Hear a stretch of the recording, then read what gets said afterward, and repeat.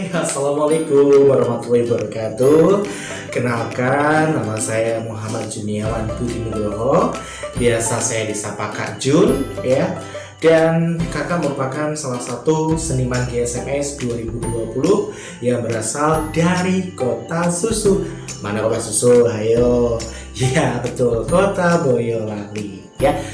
Nah, kakak di sini selama beberapa hari ke depan akan mengajarkan kepada anak-anak semua, pada adik-adik semua, bagaimana bermain teater yang benar. Nah, mungkin dulu anak-anak atau adik-adik sekarang juga belum tahu ya, apa sih itu teater, kemudian apa saja yang dipelajari dalam teater, kemudian bagaimana sih teater yang benar, bagaimana sih teater yang baik. Nah, jangan kemana-mana, pokoknya ditonton terus, dilihat terus, jangan di skip videonya. Nanti akan banyak ilmu yang pastinya anak-anak atau adik-adik bisa dapatkan ya setelah nanti melihat video dari kakak, begitu ya.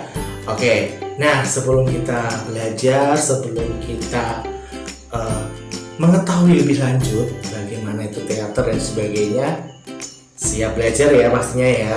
Oke, jangan kemana-mana, kita lihat dulu satu cuplikan video berikut ini.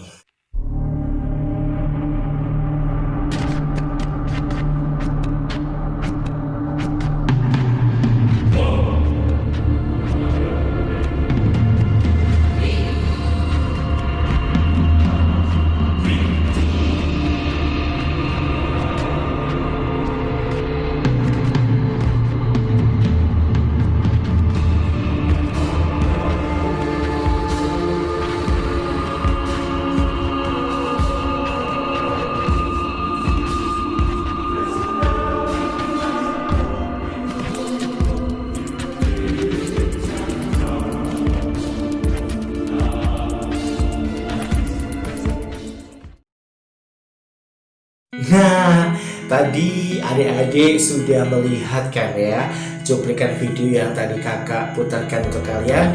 Nah, sampai sini pasti sudah ada gambaran, sudah ada bayangan ya, apa itu bermain teater. Ayo, kira-kira apa sih bermain teater? Coba kamu lihat.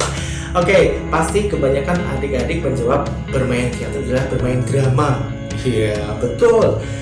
Terus ada yang bilang pasti acting. Nah, itu juga betul. Ada lagi tari. Tari juga merupakan salah satu teater. Nah, jadi teater sendiri itu berasal dari bahasa Yunani ya adik-adik ya, yang artinya teatron atau tempat pertunjukan. Nah, jadi teater itu sendiri diambil dari bahasa Yunani teatron ya. Artinya apa tadi? Betul, gedung atau tempat pertunjukan. Nah, jadi segala sesuatu yang dipertontonkan oleh banyak orang ya, itu secara bahasa itu merupakan pengertian dari teater.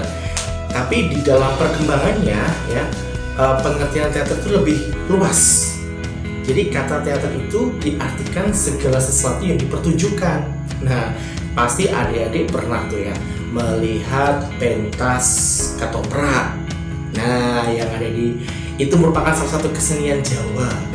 Kemudian adik-adik juga pernah melihat wayang orang. Nah, wayang orang itu juga merupakan salah satu contoh dari bermain teater ya.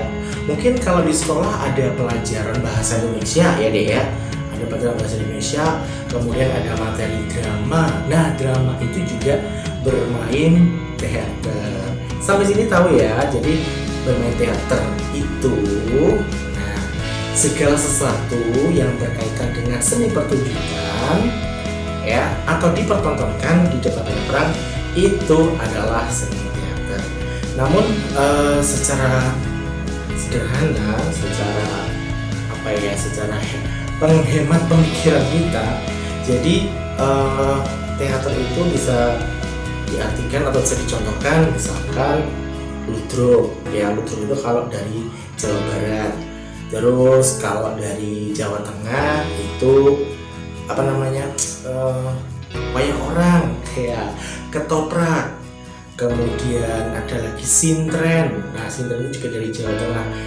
Dan masih banyak lagi, dagelan. Wah, ya toh, dagelan pasti adik-adik pernah melihat drama-drama humor. Nah, itu juga merupakan salah satu teater. Lalu, Kak, apakah teater sama drama itu berbeda? Ya, ada bedanya, cuma sedikit ya. Jadi teater itu kalau menurut Yunani kuno ya itu dikaitkan dengan kata drama ya. Jadi berasal dari kata dream. Bukan dream ada banyu loh ya, tapi dream itu merupakan salah satu kegiatan yang menjelaskan tentang lakon-lakon mereka di kehidupan kelas menengah. Itu teater ya. Tapi kalau drama itu tidak terlalu terikat dengan beberapa aturan ya yang ada di dalam bermain teater. Itu sedikit tentang teater ya. Paham ya? Oke, dan tadi setelah adik-adik tahu sekilas tentang apa itu pengertian drama. Nah, sekarang drama itu atau teater itu tidak lepas dari beberapa unsur ya. Di kelas 5 ada materi bahasa Indonesia yaitu tentang drama. Nah, itu juga merupakan salah satu unsur yang harus kita gali, yang harus kita cari tentang apa saja sih unsur yang ada di drama itu. Nah, adik-adik pada tahu nggak kira-kira apa sih unsur drama itu? Hayo ya di rumah tahu nggak? Kamu tahu? Ya, oke. Nggak apa-apa, yang belum tahu nggak apa-apa, yang sudah tahu kita buka kembali pikiran kita buka kembali pengetahuan kita yang mungkin sudah lama ya adik-adik itu belajar di rumah, jadi jarang buka buku ya nggak? Betul nggak? Nah, oke, yang pertama yaitu adalah tema. Apa sih Kak tema itu? Kok aku nggak ngerti? Nggak usah khawatir, tema itu merupakan ide, gagasan, atau dasar cerita. Misalkan adik-adik mau membuat drama tentang perpisahan. Nah, mungkin itu bisa dijadikan tema gitu ya. Atau mungkin temanya tema persahabatan karena perpisahan dengan sahabat. Nah, itu juga bisa dijadikan sebagai tema. Jadi tema itu merupakan gagasan ya, atau ide atau dasar cerita. Adik-adik pasti kalau mau cerita sama teman, mau cerita sama orang tua itu pasti ada gagasannya, ada idenya. Apa sih yang mau diceritakan gitu loh? Apa yang mau kita pertontonkan? Itu langkah pertama dalam bermain teater ya. Harus tahu apa tadi? Tema ya. Tema itu adalah ide, gagasan atau dasar cerita ya. Itu yang pertama. Terus yang kedua itu adalah alur. Apa sih itu alur? Jadi alur itu merupakan tahapan cerita yang harus saling berkesinambungan ya. Jadi harus nyambung antara cerita yang satu dengan cerita yang lain, itu harus ngalir, harus nyambung. Nggak boleh ketika kita membuat drama, kita mau bermain naskah drama, tapi kok alurnya nggak jelas, itu nggak boleh ya. Jadi misalkan ada pemaparannya, kemudian ada mulai nampak masalah.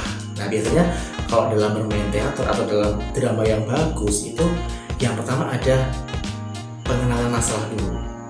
Nah, setelah ada pengenalan masalah, kemudian baru ada masalah ya. Kemudian ada klimaks. Klimaks itu yang paling atas atau paling puncak. Kemudian menurun, akhirnya peleraian. Nah, itu alur yang bagus dalam bermain drama, itu alurnya tuh dari bawah kemudian naik, kemudian menurun ya. Jangan sampai kita membuat naskah drama tapi alurnya naik terus, nggak ada turunnya. Jadi masalah terus yang muncul tapi nggak ada penyelesaiannya. Lah itu yang nggak boleh gitu ya. Nah, setelah alur. Ini nih yang paling penting ya, yang paling penting yang harus ada dalam bermain teater, yaitu apa? Tokoh atau pemain dalam drama. Ini sangat penting adik-adik, karena kalau kita membuat naskah drama, kita membuat naskah teater, kalau tidak ada tokohnya, siapa yang mau main? Ya meskipun teater itu bisa dimainkan satu orang, yaitu monolog, tapi kalau misalkan seusia adik-adik, paling dramanya juga drama yang melibatkan beberapa orang gitu ya. Nah, coba sekarang kakak mau tanya ini buat adik-adik di rumah ya, coba dijawab. Sebutkan 3 penokohan dalam bermain drama atau dalam sebuah drama. Ayo, tahu nggak? Saya beri waktu 5 detik untuk berpikir. 5, 4, 3, 2, 1. Ayo, apa jawabannya? Betul ya.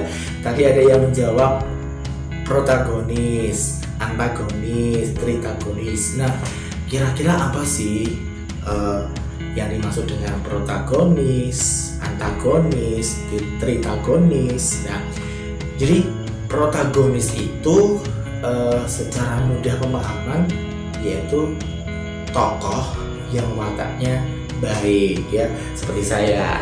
Ya, saya kan juga baik hati gitu ya. Terus yang kedua, pasti di dalam tokoh penokohan atau di dalam drama itu ada tokoh yang paling jahat ya, atau tokoh antagonis. Nah, itu pasti ada, karena nggak mungkin dalam sebuah drama itu semua tokohnya baik, semua jahat, semua itu nggak mungkin ya. Dan yang ketiga adalah tritagonis, yaitu sebagai penengah, yang nggak jahat banget, yang nggak galak-galak banget, yang nggak baik-baik juga gitu ya. Jadi tengah-tengahan, tritagonis. Nah, itu penokohan ya. Masih ada 2 lagi, yaitu latar. Latar itu bukan halaman rumah loh ya, latar itu beda. Jadi dalam drama itu latar merupakan bagian dari cerita yang menjelaskan waktu dan tempat kejadian. Nah, latar itu bisa latar yang berupa waktu, ya enggak? Kemudian suasana, tempat, masa, dan sebagainya. Nah, yang terakhir nih yang harus dalam bermain teater itu atau dalam bermain drama itu harus ada amanat yang akan kita sampaikan kepada para penonton. Jadi amanat ini merupakan pesan atau sisipan nasihat yang nantinya akan disampaikan si penulis cerita atau si pengarang kepada penonton gitu ya. Jadi melalui tokoh-tokoh itu orang yang nonton akan tahu, oh ternyata amanatnya seperti ini, oh seperti itu gitu ya. Nah, kira-kira sampai sini adik-adik paham ya? Siapa yang belum paham, ayo tunjuk jari. Oke, jangan kemana-mana. Nanti kita lanjutkan lagi belajar kita tentang bagaimana bermain teater itu. Dan nanti di video berikutnya kita akan belajar lebih jauh tentang dunia teater. Jangan kemana-mana. Masih dengan belajar kita dan juga masih bersama Kak Jun. Yang pastinya kita siap dan ready. Wah, siap sama ready sama ya. Ini kita akan belajar lagi lebih lanjut tentang bermain teater. Kalau tadi kita sudah belajar basic atau tahu basic tentang bermain teater, nah sekarang ada beberapa teknik dalam bermain teater ya. Yang pertama itu adalah olah vokal, itu yang paling penting ya enggak? Yang kedua itu adalah olah tubuh. Dan yang ketiga adalah olah sukma. Nah, apa sih Kak pengertian dari ketiga itu gitu ya? Nanti kita akan lanjutkan di video selanjutnya ya. Jadi jangan kemana-mana, tetap stay terus di rumah, belajar di rumah, dan tetap jaga kesehatan. Jangan lupa pakai masker ya. Dan yang pastinya harus mematuhi protokol kesehatan gitu ya. Jangan kemana-mana, setelah ini kakak akan kembali dengan video yang selanjutnya tentang teknik bermain teater. Jangan kemana-mana, tetap di channel kakak dan juga tetap ikuti terus materinya hingga akhir nanti. Dadah!